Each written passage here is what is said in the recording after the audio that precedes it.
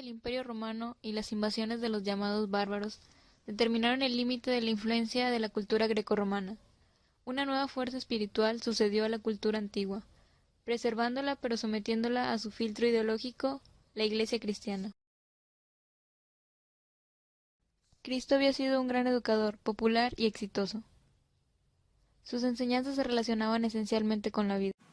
Cristianismo, conjunto de pensamientos. En la antigüedad, el pensamiento se dividía en dos: el pensamiento grecorromano y el pensamiento cristiano.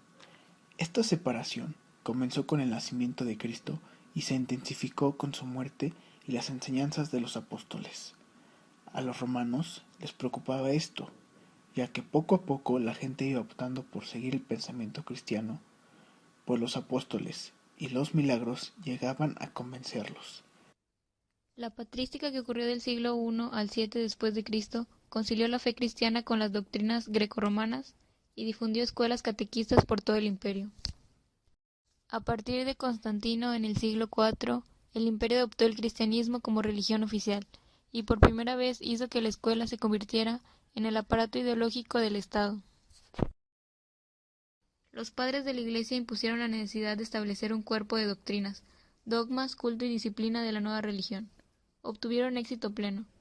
Crearon al mismo tiempo una educación para el pueblo, que consistía en una educación catequista, dogmática y una educación para el clérigo, humanista y filosófico. El pensamiento cristiano empezó con el nacimiento, vida, muerte y resurrección de Jesús de Nazaret. Sus enseñanzas fueron comunicadas por sus apóstoles, y el pensamiento fue constituido por los padres apostólicos y los padres de la Iglesia. Esta filosofía se basa en un núcleo básico compartido por las diferentes corrientes y escuelas cristianas. En este núcleo están la Trinidad, que Dios es uno y al mismo tiempo tres: Padre, Hijo y Espíritu Santo. Mateo capítulo 28, versículo 19. El Verbo. Dios Padre creó y conserva el universo con su palabra. Juan capítulo 1, versículo 3. Dios siempre ha hecho saber a nuestros antepasados su voluntad por medio de profetas, y que la palabra final fue la encarnación de la palabra de Dios en su Hijo. Sus principales representantes en la época a tratar de este periodo antiguo son Santo Tomás de Aquino. Fue un teólogo y filósofo católico perteneciente a la Orden de Predicadores, el principal representante de la enseñanza escolástica. Su estudio se basó en la filosofía, tendiendo siempre a conocer a Dios. Gran parte de su obra consistió en la crítica a los trabajos de conocimiento de Aristóteles. Sus principales obras fueron la Suma Teológica, en el cual se tratan 495 cuestiones de la doctrina teológica, y la Suma contra los Gentiles, la cual trata acerca de la patrística, utilizada para defender la fe católica. Santo Tomás es considerado el patrón de las escuelas católicas y de la educación. Señaló las cualidades del maestro cristiano y la prioridad de la dimensión psicológica de la enseñanza y la participación del educando en su formación. Santo Tomás concibe la educación moral como obra esencialmente disciplinadora de las disposiciones prácticas. San Agustín de Hipona.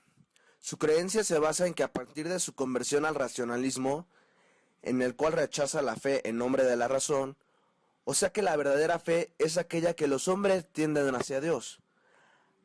A sus 19 años se pasó al racionalismo y rechazó la fe en nombre de la razón.